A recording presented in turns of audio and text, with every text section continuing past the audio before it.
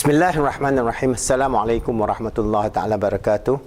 Alhamdulillah rabbil alamin. Wassalatu wassalamu ala asyrafil anbiya wal mursalin wa ala alihi wa sahbihi ajma'in. As I mentioned, how are we going to integrate our spiritual and emotional self? Because our qalb, if we look at the SEMP again,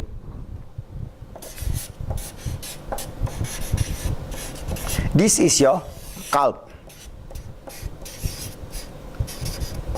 your heart, and this heart is the controller of your life. This is where Imam Ghazali and a lot of the great scholars of Islam are saying that your qalb control your spirituality, the energy from your qalb control your spirituality and control your al-akal and even your jasad. So this is actually one whole entity, and this whole entity is the controller or the master programmer is your qalb. So your qalb then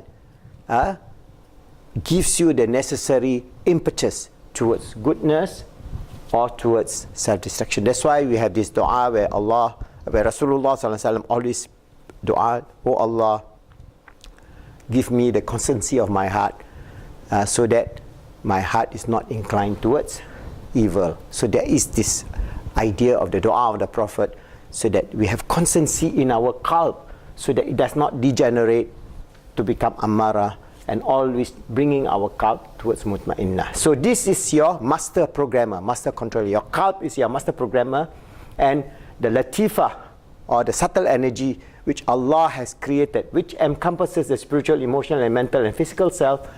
The phenomena of understanding this knowledge is we are not given enough. So we are not going to go into this. Just like if we try to understand the nature of the Zat of Allah, it is something beyond our capacity. We can't. But the same thing, the nature of our spirit, our roh, it is the combination of all these things in terms of our existence on this earth. We know that we are higher form, having a spiritual basis to our existence, infused with a physical existence temporarily. So we are a temporary being on this earth, in this world, in this solar system, which is temporary. We know many solar systems are exploding up in the sky. Every day you go up to this, you look through the huge telescope, you're seeing other galaxies exploding, imploding, becoming supernovas and so on. So we know we are temporary here, and we have to find a way forward that is good, that is balanced, that is fulfilling, that bring us towards closer to Allah subhanahu wa ta'ala and closer towards peace, happiness and success. So I'd like to bring another quote from our great Hujjatul Islam, Imam Ghazali.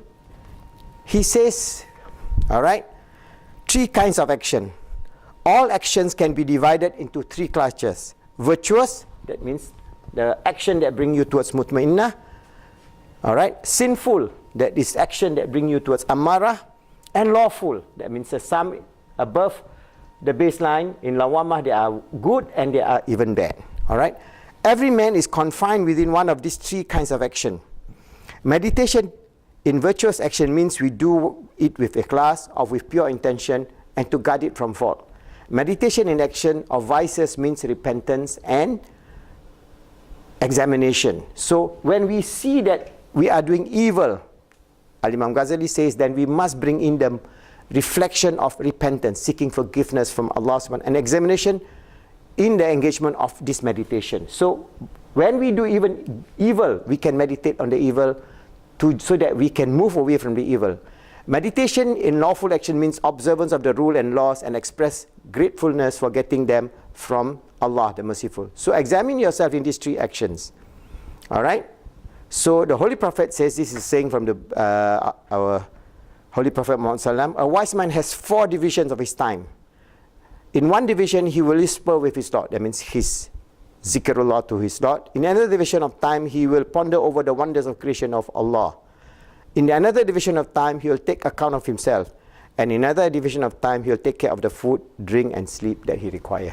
So basically, you see, we have a balanced way of life, and these are advice of our great scholars, and among them, as I said, Hujjatul Islam Imam Ghazali. He has given us this great balancing act of what and how we're going to live in this world.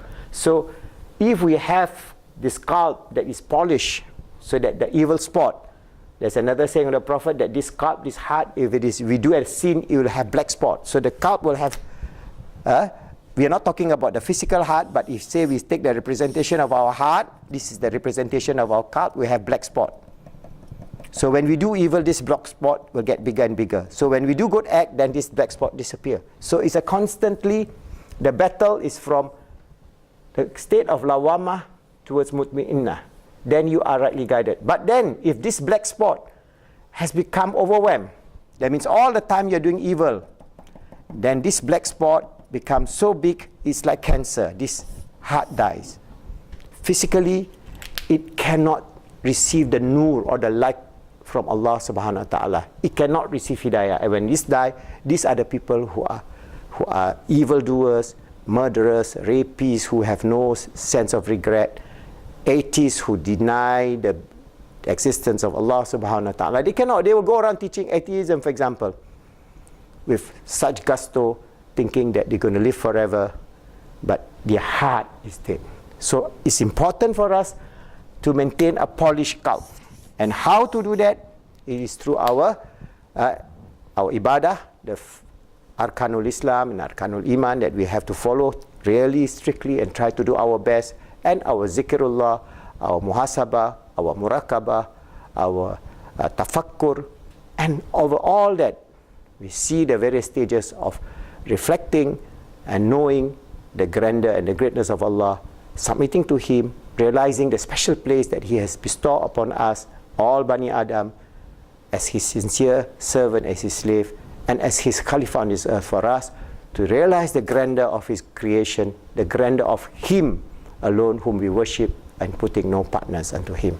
So reflect about these things and begin to read all these old manuscripts, because unfortunately I have very little knowledge of Arabic, but I read the translation. Even the translation struck me as so intense, so wonderful, that we have this legacy of ilm, knowledge, we have this legacy of leading a good life that can bring this toxic civilization to better and better place. So we Muslims, especially you out there, young Muslims, be the transforming generation that I hope you are inspired and engaged in changing this world.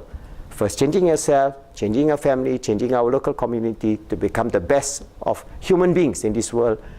Attract others to understand that Islam is a peaceful, good religion that teaches people to be good, to help others to be good, and make this world good for all, inshallah.